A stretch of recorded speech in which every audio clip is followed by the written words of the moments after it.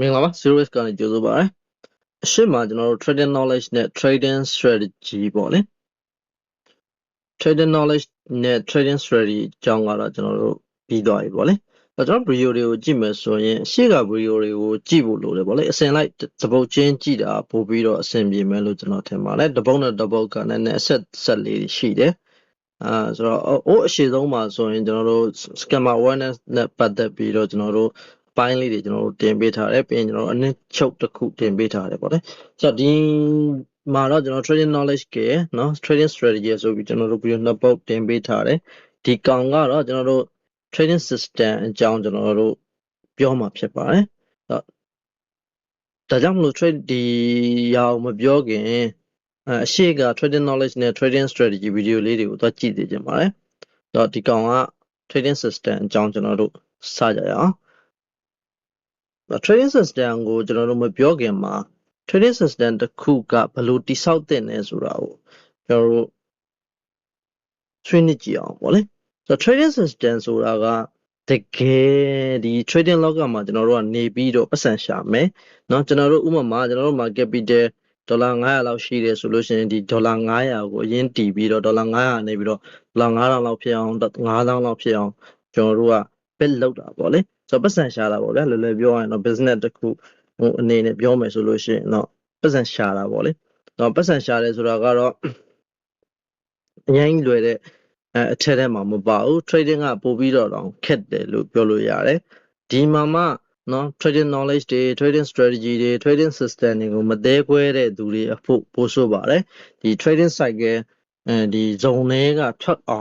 က်နိုင်အောင်လုပ်ဖို့ဆိုတာတော်တော်မလွယ်တဲ့ကိစ္စဖြစ်ပါတယ်ဒါမှမဟုတ်တောင်ဝါသနာနဲ့တောင်နော်ညံသွေးနဲ့ဒီ trading system တွေကို trading လောက်ကတည်းကဝင်လာမယ်ဆိုရင်ဒီ struggle zone ထဲမှာကျွန်တော်တို့လဲမယ်ဒါမှမဟုတ်တိုင်ပတ်မယ်တခါလေးကြောက်လဲဒီ mentor တွေကြောင့်ပေါ့လေဒီ trading struggle တွေကနေမထွက်နိုင်သေးတဲ့ mentor တွေကြောင့်လဲဒီချိန်ကြာကြီးကျွန်တော်တို့ဆုံးရှုံးမှုတွေနစ်နာမှုတွေဖြစ်နိုင်ပါတယ်ဆိုတော့ trading system တစ်ခုတိဆောက်တော့မယ်ဆိုရင်ကျွန်တော်တို့ကိုယ်တိုင်းပေါ့လေ trading system တစ်ခုတိဆောက်တော့မယ်ဆိုရင်အရှိကပြောရတဲ့ trading knowledge တွေဖြစ်တဲ့เนาะဒီမှာ workout theory တို့ SMC တို့ ICT တို့ဒီဟာတွေပေါ့လေအကုန်လုံးကိုနားလည်တကြွဖို့လိုအပ်တယ်လို့ဒီအောင်တွေကိုပေါင်းဆက်ပြီးတော့ကျွန်တော်တို့ဒီ trading မှာအသုံးချဖို့အတွက်ပေါ့လေrebuild လုပ်ရတယ်ပေါ့လေဒီကောင်တွေကို workout theory တို့ SMC တို့ ICT တို့ဒီလို trading knowledge တွေကိုအသုံးချပြီးတော့ကျွန်တော်တို့ကဘယ်မှာbuyမယ်ဘယ်မှာ sell မယ်ဆိုတဲ့เนาะstrategy တစ်ခုကျွန်တော်တို့ build လုပ်ရတယ်ဆိုတော့အဲ့မှာကျွန်တော်တို့ results ကောင်းရဖို့အရင်အရေးကြီးပါတယ်နောက်တစ်ခုကတော့အဲ့လိုမျိုး trading strategy တစ်ခုကျွန်တော်တို့ရပြီဆိုလို့ရှိရင်ဘာလုပ်ရမလဲဆိုလို့ရှိရင်ဒီ trading strategy တစ်ခုနဲ့ကျွန်တော်တို့က trading မှာဝင်ပြီးတော့နော်trade လုပ်မယ်ပတ်စံရှာမယ်ဆိုရင်ကျွန်တော်တို့ရဲ့ capital ကတိတ်မကြခင်မှာလုံးဝပါပြီးတော့နော် trading လောကတွေကထွက်ခွာသွားပါလိမ့်မယ်ဆိုဒီလိုထွက်ခွာမသားရအောင်ဆိုလို့ရှိရင်ကျွန်တော်တို့ထပ်ပြီးတော့ဒီ trading strategy တွေ trading knowledge တွေကိုပို့ပြီးတော့ promote ပြန်လုပ်ပေးရတယ်ပေါ့လေအဲ့ promote လုပ်ထားတဲ့အရာတွေကဘာတွေလဲဆိုရင်ကျွန်တော်တို့ဒီ mind စိတ်တွေเนาะ emotional control တွေเนาะကျွန်တော်တို့ရဲ့ capital ဘယ်လို money management လုပ်မယ်ဆိုတဲ့အပိုင်းတွေเนาะကျွန်တော်တို့ရဲ့ time management တွေ professional တယောက် trading professional တယောက်ဖြစ်အောင်ဘယ်လိုမျိုးလေ့ကျင့်ပို့ထောင်ရမလဲစတဲ့အပိုင်းတွေအများကြီးပါဝင်ပါတယ်ဆိုတော့ဒီ trading system ဆိုတာကမဖြစ်မနေပေါ့လေအနည်းဆုံးဒီ6ချက်လောက်တော့အနည်းဆုံးပါတဲ့နယ်လို့ကျွန်တော်ယူဆပါတယ်အရှင်းမှာ trading knowledge တွေเนาะ trading strategy တွေကိုတိဆောက်ပြီး trading knowledge တွေလည်းနားလည်ပြီး trading strategy တွေလည်းကျွန်တော်တို့ကတိဆောက်တတ်ပြီဆိုလို့ရှိရင်အဲ့ဒီအရာနဲ့ပဲကျွန်တော်တို့ trading မှာရပ်တည်လို့မရဘူးမရတဲ့အတွက်ကျွန်တော်တို့ရဲ့ mentality တွေ strong အောင်เนาะကျွန်တော်တို့ရဲ့စိတ်တွေကျွန်တော်တို့ရဲ့ mentality တွေကို strong အောင်ပြုပြင်ရမယ်เนาะဒီ trading နဲ့ပတ်သက်တဲ့ mentality ဘိုင်းတွေနားလည်ရမယ်နောက် emotional control တွေထိန်းချုပ်နိုင်ရမယ်ကျွန်တော်တို့ရဲ့စိတ်ခံစားချက်တွေပေါ့လေကို train ရတယ်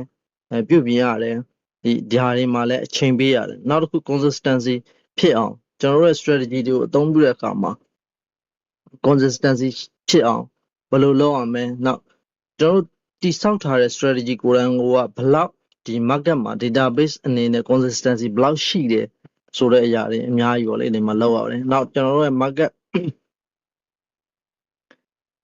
money management ဘိုင်းပေါ့လေ money management ဘိုင်းကျတော့ကျွန်တော်တို့ capital ကိုလွယ်လွယ်ကူကူနော်မဘလို့အောင်ပေါ့လေပျောက်မသွားအောင်ဘယ်လိုတိဆောက်မလဲဆိုတဲ့အပိုင်းတွေကျွန်တော်တို့ထည့်ရမယ်နောက်တစ်ခု capital ကပါ capital ဆိုတာကတော့ကျွန်တော်တို့ရဲ့နော်ရင်းနှီးမြှုပ်နှံထားတဲ့ဒေါ်လာ900ဖြစ်ဒေါ်လာ9000ပဲဖြစ်ဒီကောင်ကိုဘယ်လောက် capital ကပါလောက်နိုင်တယ်လဲဆိုတဲ့အပိုင်းတွေ capital ကပါဘယ်လိုလောက်ကြမလဲဒီအကြောင်းအရာတွေထည့်သွင်းပြီးတော့တိဆောက်တဲ့နော်နောက်တစ်ခုကတော့ကျွန်တော်တို့ရဲ့ trader behavior ပေါ့လေ trader တယောက်ရဲ့အမှုအကျင့်တွေရှိတယ်တချို့ကစိတ်တူတတ်တယ်တချို့ကစိတ်ရှည်တယ်တချို့ကညံကောင်းတယ်တချို့ကညံမကောင်းအဲ့ trader behavior ကိုကဘယ်လိုလူမျိုးလဲဆိုတာကိုသိဖို့လိုရတယ်ပေါ့လေဆိုတော့ဒီဟာတွေကိုထည့်ပြီးတော့တိဆောက်ရတယ်ပေါ့လေနောက်က market strategy တွေရှိတယ် fundamental new တွေရှိတယ်ဒီဟာတွေကိုဘယ်လိုကောင်းကောင်းကျွန်တော်တို့အသုံးချရမယ်ဆိုတာတွေထည့်ပြီးစဉ်းစားတိဆောက်တဲ့နော်နောက်တစ်ခုအရေးကြီးတယ်ဒီဘိုင်းက better stream ဘိုင်းဖြစ်ပါတယ် better stream ကဘယ်လောက်အရေးကြီးလဲဆိုလို့ရှိရင်ကျွန်တော်တို့လိုနှစ်တွေအကြာကြီး trade တဲ့သူတွေတောင်ဒီ better stream ကလှုပ်လို့မရဘူးပေါ့လေဆိုတော့ဒီ yearly နှစ်နဲ့ချီပြီး better လောက်ရတဲ့အရာတွေရှိတယ်နောက် weekly better stream လောက်ရတဲ့ရှိတယ် live trading မှာကျွန်တော်တို့ trade ခဲ့တဲ့အကြောင်းအရာတွေမှာဘယ်လောက်ကျွန်တော်တို့ရဲ့ system ကို consistency ဘယ်လောက်လုံးနိုင်တယ်မလုံးနိုင်ဘူးဆိုတဲ့အပိုင်းတွေမှာ better stream တွေပြန်ပြီးတော့လောက်ရတယ်ပြီးလို့ရှိရင်ကျွန်တော်တို့ better stream လောက်ခြင်းအပြင်ကျွန်တော်တို့ရဲ့ result တွေပို့ပြီးတော့ကောင်းလာတယ်အဲ့ဘိုင်းတွေထက်လုံးတဲ့အခါမှာဒီ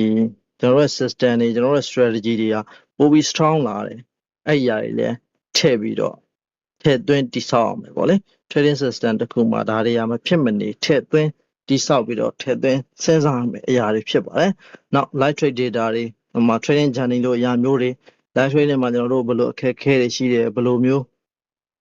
နော် emotion တွေဖြစ်သွားတယ်ဘယ်လိုမျိုးcontrol မထိန်ချုံနိုင်တာတွေရှိတယ်ဘယ်လိုမျိုး revamp တွေလုပ်မိတယ်ဒါမျိုးတွေကိုထည့်ပြီးတိဆောက်အောင်မှာဖြစ်ပါတယ်ဒီလိုအရာတွေကိုကျွန်တော်တို့ train ရပါတယ်ပေါ့လေနော်ဒီလိုအရာတွေထည့်ပြီးတိဆောက်ဒီလိုအရာတွေကိုထည့်ပြီး train အဲ့လိုအရာတွေကိုလုံးမှသာဒီ trading နော်ဒီလို trading system ကောင်းတစ်ခုကိုရမှာဖြစ်ပါတယ်ဒီအရာတွေနဲ့ဖွဲ့စည်းတိဆောက်ဒီအရာတွေကိုအကြိမ်ကြိမ်နော် train အကြိမ်ကြိမ်စူးစမ်းမှသာကျွန်တော်တို့ရဲ့ trading system ကောင်းတစ်ခုရမှာဖြစ်ပါတယ်ဒီ trading system ကဒါကျွန်တော်တို့ရေရှည် long term မှာရပ်တည်ဖို့အတွက်နော်ကျွန်တော်တို့ရဲ့ trading ကို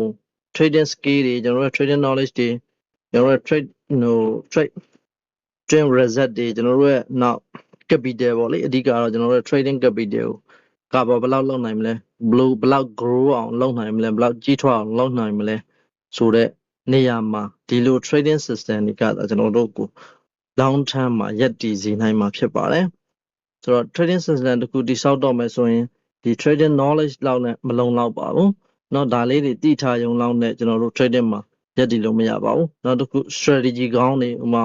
ဘယ်လောက်ကောင်းလဲ strategy ပဲဖြစ်ဖြစ်ပေါ့လေ one ratio 10 အားပဲဖြစ်ဖြစ်5အားပဲဖြစ်ဖြစ်ဘယ်လောက်ပဲကောင်းကောင်းပေါ့လေရေရှည်မှာဒီ strategy လေးတစ်ခုနဲ့ကျွန်တော်တို့ရပ်တည်လို့မရပါဘူးတကယ်ရပ်တည်နိုင်ကနာကတော့ဒီအရာတွေကိုအကျဉ်းချင်း control လောက်အကျဉ်းချင်း train ပြီးရမှာလား trading system ကောင်းတစ်ခုဖြစ်လာမှာဖြစ်ပါတယ်ဒီ trading system ကဒါကျွန်တော်တို့ရဲ့เนาะ trading မှာ long term မှာရေရှည်ရပ်တည်နိုင်မှာဖြစ်ပါတယ်တော့ okay ဒီ video လေးတွေကတော့ကျွန်တော်တို့ trading system အကြောင်း trading system မှာဘာတွေပါဝင်နေလဲ trading system ဆိုတာဘာ trading knowledge ဆိုတာဘာ trading strategy ဆိုတာဘာဆိုတာကိုကျွန်တော်တို့အပိုင်းလိုက်တင်ဆက်ပေးတော့တာဖြစ်ပါတယ်တော့ကျွန်တော်ပြောခဲ့တဲ့ဒီအကြောင်းအရာတွေအကုန်လုံးကလည်းကျွန်တော်တို့ zero risk cost ကတစိမ့်တတာပေါ့လေထဲကနှစ်တစိမ့်တတာကိုသာကျွန်တော်တို့တင်ဆက်တာဖြစ်တဲ့အတွက်နိုင်ငံလိုအပ်ချက်လေးတွေတော့ရှိကောင်းရှိနိုင်ပါတယ်ကျွန်တော် channel ကလည်း subscriber ရန်နေနေတဲ့အတွက် subscribe လေးလုပ်ပေးခဲ့ကြပါအောင်ဒါထက်ကောင်းတဲ့အစီအစဉ်တွေလာအောင်မှာဖြစ်ပါတယ်တော့နောက်ထပ်ဘာတွေဆက်လာမလဲဆိုတာစောင့်မျှော်ကြည့်ရှုလို့ရပါတယ်ကျေးဇူးတင်ပါတယ်နောက်ဗီဒီယိုမှာထပ်တွေ့ပါမယ်